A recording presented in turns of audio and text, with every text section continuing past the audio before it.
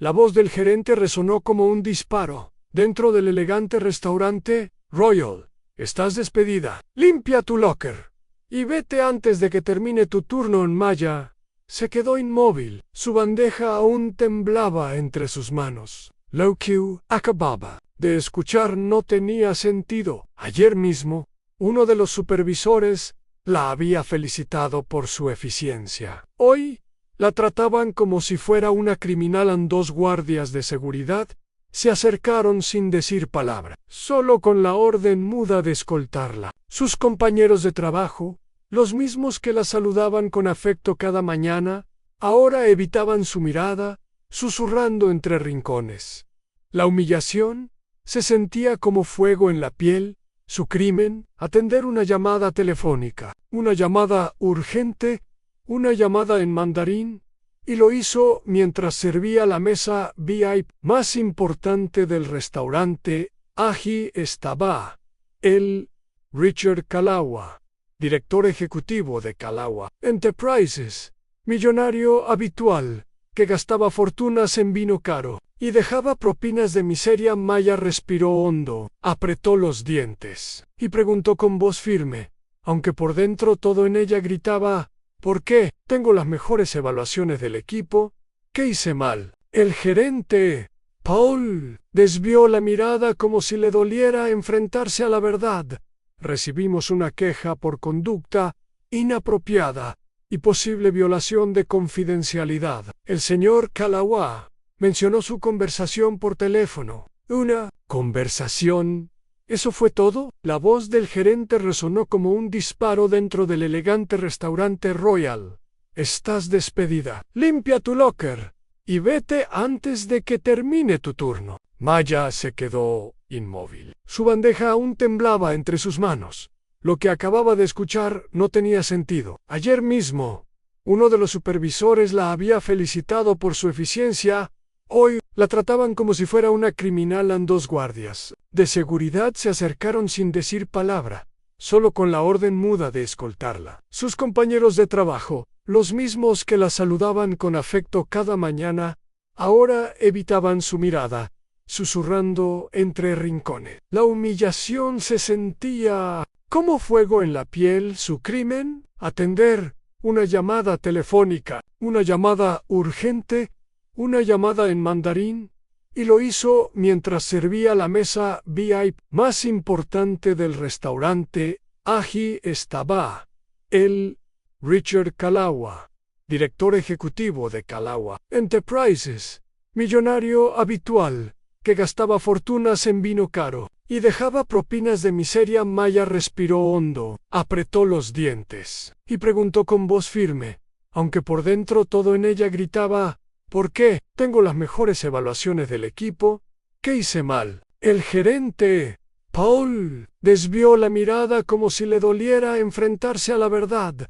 Recibimos una queja por conducta inapropiada y posible violación de confidencialidad. El señor Kalawa mencionó su conversación por teléfono. ¿Una conversación? ¿Eso fue todo? Maya casi se rió. De lo absurdo, de lo cruel, de lo predecible. 8 meses sirviendo en ese restaurante de lujo. 8 meses equilibrando platos de $200, manteniendo la sonrisa mientras hombres como Richard Kalawa la trataban como si fuera parte del mobiliario, y ahora la acusaban por contestar una llamada urgente, una llamada que llevaba semanas esperando una llamada de la embajada china sobre su postulación para un cargo diplomático. Como traductora profesional, con un esfuerzo casi sobrehumano por no gritar, Maya murmuró: esa llamada era importante, era sobre mi solicitud para el puesto de traductora diplomática.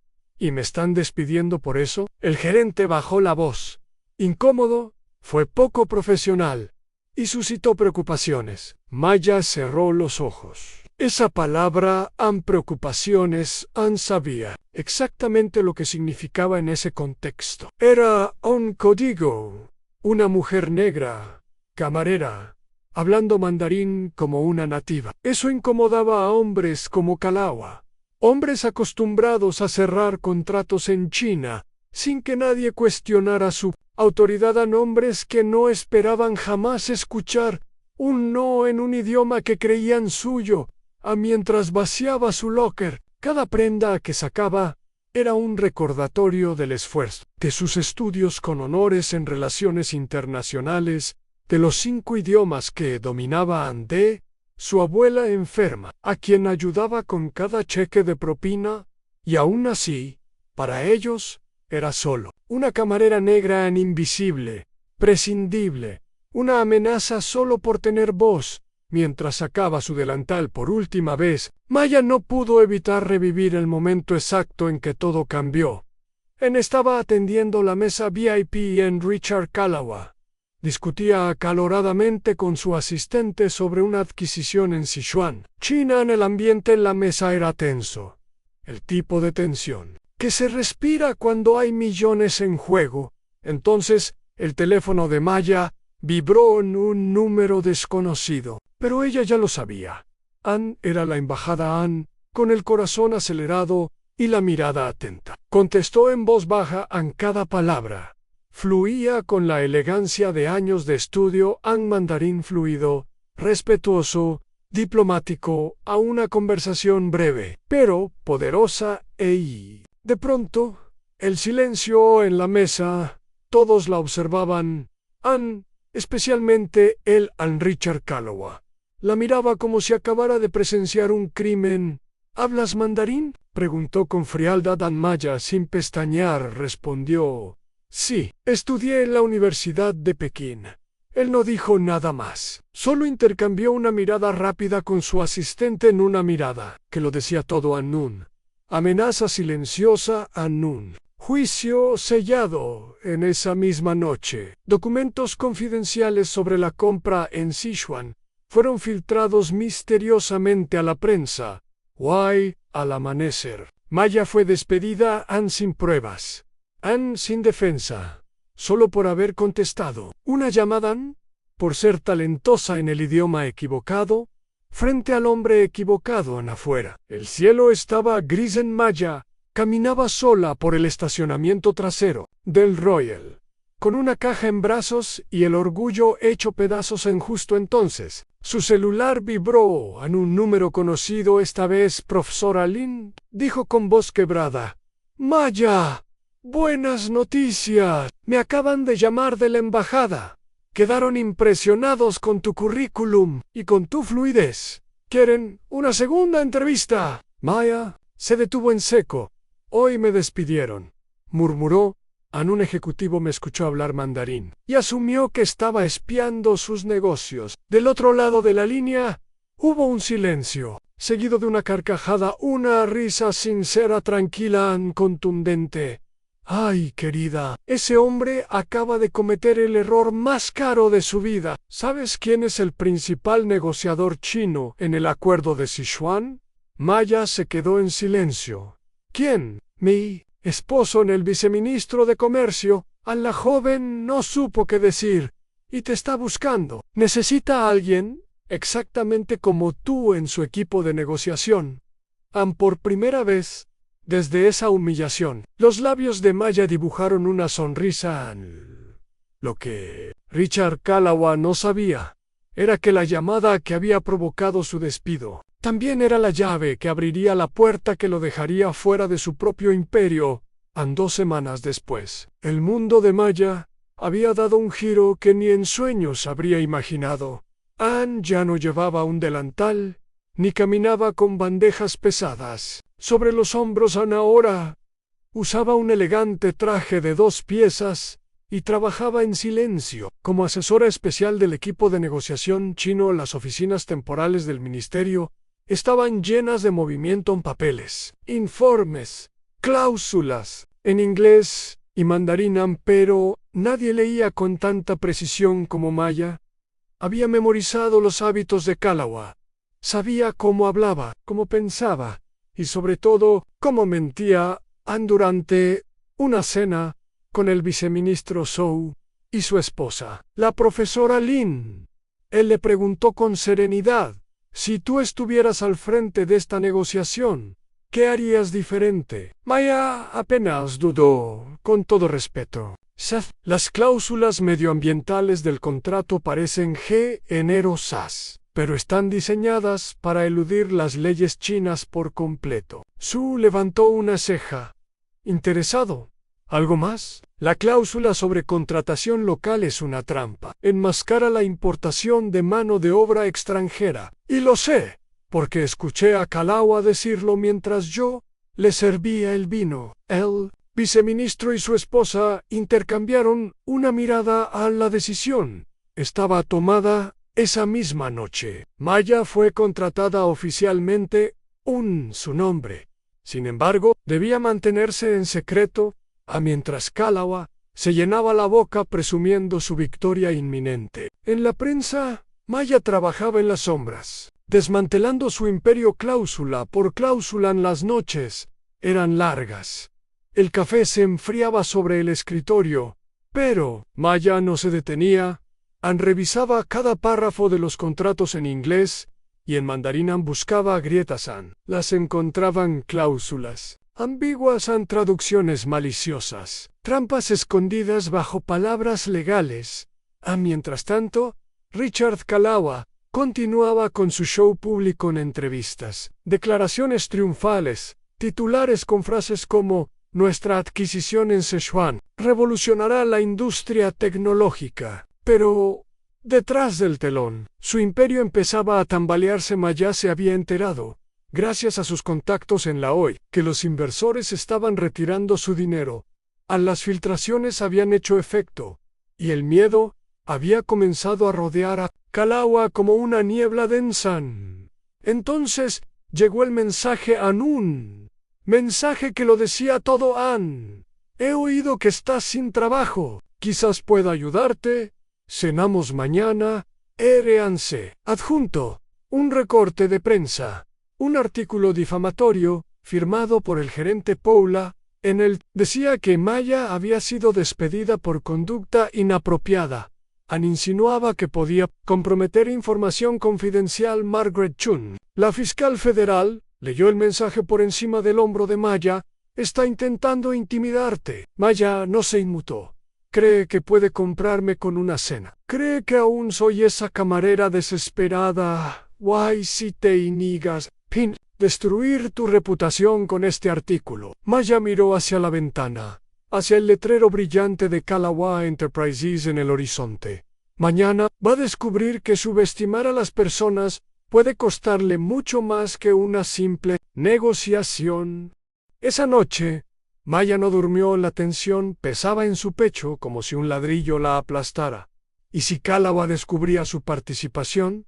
¿Y si sus conexiones eran más profundas de lo que imaginaban? Después de todo, él era conocido por destruir carreras con una sola llamada.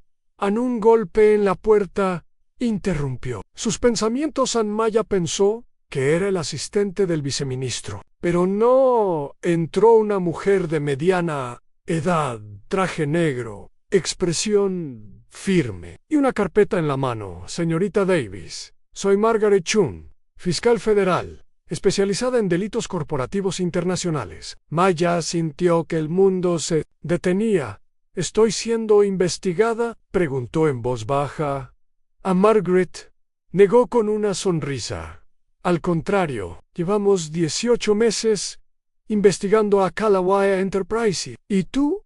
Podría ser la pieza clave que nos faltaba. Abrió su carpeta fotos. Reg, financieros and transcripciones, sobornos and fraudes en discriminación sistemática, todo apuntaba a una sola figura. Richard Kalawa. Necesitamos que lo enfrentes directamente, que hagas las preguntas correctas. En el momento exacto, Margaret sacó un pequeño dispositivo de su bolso. Este transmisor grabará toda la reunión, y si él cruza la línea, lo sabremos. Maya lo sostuvo con firmeza. La rabia se mezclaba con una calma peligrosa. La chica que había sido despedida como si no valiera nada estaba a punto de enfrentar a su verdugo no como víctima, sino como la clave de su caída. El salón de conferencias del hotel era imponente. Lamperas de cristal, una larga mesa de caoba y vistas majestuosas a la bahía de un lado a 9 ejecutivos chinos, todos preparados, en del otro Richard Kalewa, con su sonrisa confiada, y 2 traductores contratados, especialmente para impresionar a Ann. Eran las 9:58. Alto M y Maya.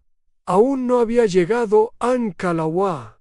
Con tono sarcástico, comentó: parece que empezaremos sin su traductora. El viceministro Su miró su reloj y respondió con total calma: esperaremos 5 minutos más a nuestra asesora especial. Kalewa sonrió. Sus investigadores le habían confirmado que la excamarera seguía desempleada. Ann probablemente asustada. Ann seguramente derrotada. Y si aparecía, él sabía cómo comprar su silencio por entonces. Se abrió la puerta. Las miradas se giraron y Maya Davis entró con paso firme, ya no con uniforme de camarera, sino con un traje impecable, el cabello recogido y un maletín ejecutivo. Disculpen la demora, dijo con voz serena en inglés, y luego cambió al mandarín con una fluidez que provocó asombro inmediato entre los negociadores chinos. Ann Kalawa palideció. Señorita Davis. ¿Qué significa esto?, preguntó intentando mantener la compostura. en show lo aclaró sin rodeos. La señorita Davis es nuestra asesora especial para estas negociaciones. Ann Kalawa susurró, furioso. Imposible. Ella era camarera. Hasta la semana pasada me servía el vino. Maya le sonrió con una cortesía afilada, y mientras le servía su vino de $900, también escuchaba cómo planeaba evadir las leyes laborales chinas. Silencio absoluto. Ella continuó: es curioso cómo algunos ejecutivos creen que los empleados de servicio son invisibles o incapaces. El golpe estaba dado a Ann, y apenas comenzaba. Richard Kalewa intentó recomponerse. Miró a sus abogados, buscando apoyo. Esto huele a espionaje corporativo, murmuró con voz tensa. Maya no se inmutó. Yo solo atendía su mesa, señor Kalawa.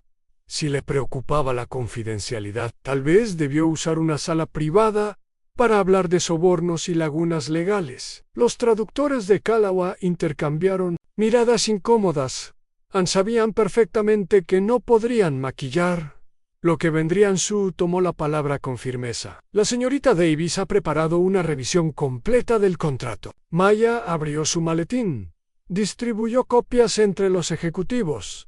Hemos identificado 17 discrepancias importantes entre las versiones en inglés y en mandarín, especialmente en las cláusulas 8, 14 y 22. Ann Kalawa hojeó los documentos marcados con rojo e intentó justificarse. Son simples errores de traducción. Maya lo interrumpió suavemente. Curioso. Todas las inconsistencias favorecen a su empresa y todas corresponden a los puntos que discutía durante sus cenas en el Royal. Los murmullos comenzaron entre los ejecutivos chinos. Desconfianza, indignación. Y entonces la puerta volvió a abrirse. Entró Margaret Chun, acompañada por 2 agentes federales.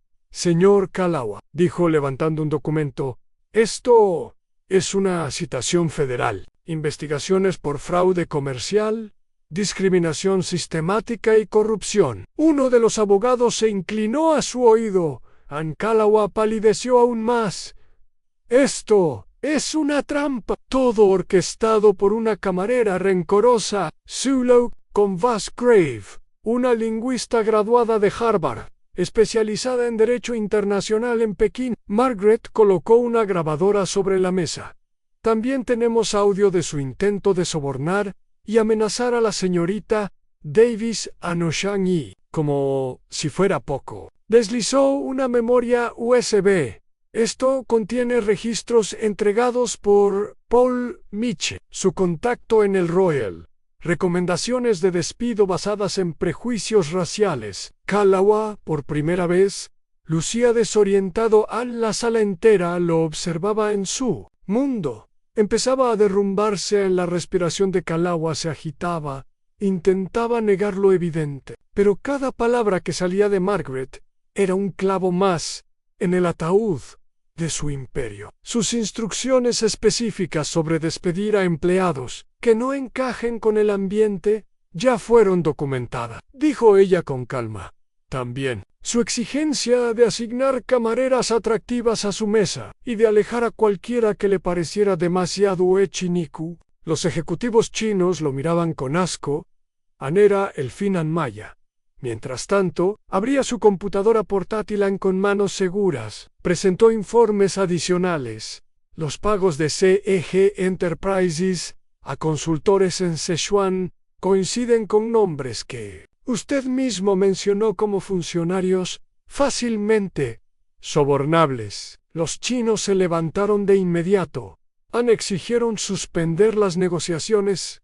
Mientras tanto, Maya permanecía sentada, digna, silenciosa, representando no solo al equipo de negotiation, sino a todos los que fueron silenciados por hombres, como él. A uno de los abogados llevó a Kalawa a un rincón, susurrándole frenéticamente: ya no quedaban salidas, ya no había aliados. Kalawa volvió a la mesa con los hombros caídos. Ya no era el hombre poderoso de antes, señorita Davis, murmuró, derrotado. ¿Qué quiere? Maya cerró su laptop con calma. Justicia, señor Kalawa. No solo para mí, sino para todos los que usted ha dañado, creyendo que podía actuar con impunidad. Y mientras los agentes federales lo escoltaban fuera de la sala, Maya cruzó una mirada con el viceministro Su. Ambos sabían que lo que acababan de hacer iba más allá de un castigo. Era el principio de algo más grande. 8 meses después, desde su oficina en el Ministerio de Comercio Exterior en Seattle, Maya contemplaba la ciudad en el amanecer, pintaba el cielo con tonos dorados y en su escritorio brillaba una notificación del New York Times. Richard Kalawa se declara culpable de fraude corporativo y discriminación en condena estimada en 7 a 10 años de prisión. Maya cerró los ojos. No era venganza lo que sentía. Era algo más profundo. Era justicia. Un golpe suave en la puerta interrumpió sus pensamientos. Entraron el viceministro Su y la profesora Lin con una carpeta en mano. ¿Ya viste las noticias?, preguntó Lin sonriendo. Asintió en silencio Su. Colocó la carpeta sobre su escritorio. El gobierno chino ha aprobado oficialmente el programa de diversidad lingüística que propusiste en $5 millones para capacitar a jóvenes marginados en diplomacia internacional. Maya se llevó una mano a la boca. No lo podía creer. De camarera ignorada, catalizadora de un cambio global. El programa había nacido de las cenizas del escándalo Kalawa y la historia de Maya, la camarera negra que hablaba mandarín fluido y derrumbó un imperio corporativo. Se había vuelto viral. Cientos de jóvenes comenzaron a buscarla, compartiendo historias de talentos ignorados, de puertas cerradas por prejuicio y de sueños postergados. En un día, Maya visitó su antiguo allí. Ella misma financiaba ahora programas de inmersión lingüística para estudiantes marginados. Después de una charla, una adolescente se le acercó tímidamente. Quería dejar mis clases de mandarín. Nadie en mi escuela entiende por qué una niña negra estudiaría eso. Pero luego vi tu historia en la televisión. Maya sonrió y preguntó: ¿y qué decidiste? Voy a seguir y también voy a empezar con coreano el próximo semestre. Maya no respondió con palabras, solo la abrazó. Esas eran las verdaderas victorias, no solo la caída de Kalawa, sino el surgimiento de una nueva generación que ya no tendría que pelear tanto para ser vista y valorada. De regreso en su oficina, Maya revisaba correos cuando uno captó su atención. Invitación oficial. Universidad de Harvard. Oradora principal en la graduación del año. Tema: las habilidades no convencionales como herramientas estratégicas en diplomacia global. Maya respiró hondo en una sonrisa tranquila. se dibujó en su rostro, recordó cada noche en vela, cada bandeja pesada, cada momento de invisibilidad, y ahora el mundo la escuchaba. Ese mismo día, recibió otra visita inesperada. Margaret Chun, la fiscal federal que había sido clave en el caso, llegó con un sobre oficial. Vine personalmente a entregarte esto. Era la confirmación final. La indemnización colectiva contra CEG Enterprises había sido aprobada. Todos los empleados discriminados en la última década serían compensados. Para Maya, $1.2 millones. Su caso fue considerado de impacto sistémico. Maya bajó la mirada, incrédula, y pensar que todo comenzó con una llamada telefónica. Margaret asintió. Personas como Kalawa casi nunca ven más allá de sus prejuicios. Hasta que ya es demasiado tarde. Después que Margaret se marchó, Maya sacó un mapa de su cajón. Tenía marcados países enteros, lugares donde establecería centros de formación lingüística para jóvenes invisibilizados.